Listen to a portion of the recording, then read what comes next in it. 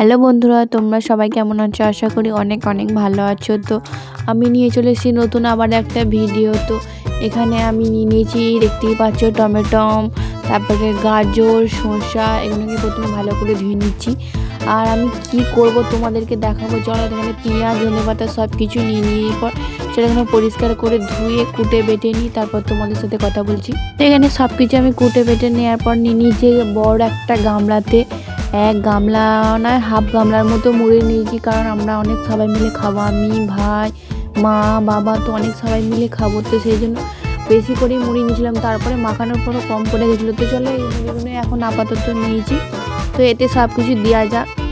এখানে পরিমাণ মতো নুন যে মুড়ি নিয়ে নিয়েছি, তারপরে ছড়িয়ে দিচ্ছি গাজর, পেঁয়াজ, শসা, ধনেপাতা আর টমেটো সব কিছু দিয়ে দিয়েছি। তো আমরা মাঝে মাঝে মুড়ি খাওয়ার ইচ্ছে হলে আর কি একটু ভালো করেই খাই। তো চপ, বেগুনি, কড়াইশুঁটি, মানে আমি দোকান থেকে যা যা এনেছিলাম সব কিছু দিয়ে দিয়েছি ভালো করি। তো মুড়িটা মাখবো বলে আর একটুখানি আলু সেদ্ধ করেছিলাম, আলু সেদ্ধ, নুন, তেল এগুলো দিয়ে দেওয়ার পর এগুলোকে ভালো করে চলো মাখিয়ে নিই। মাখিয়ে নেওয়ার পর তোমাদের হাতটা দেখতেই পাচ্ছি, আমার হাতটা পুরো তেলেতে চ্যাপচ্যাপ করছে।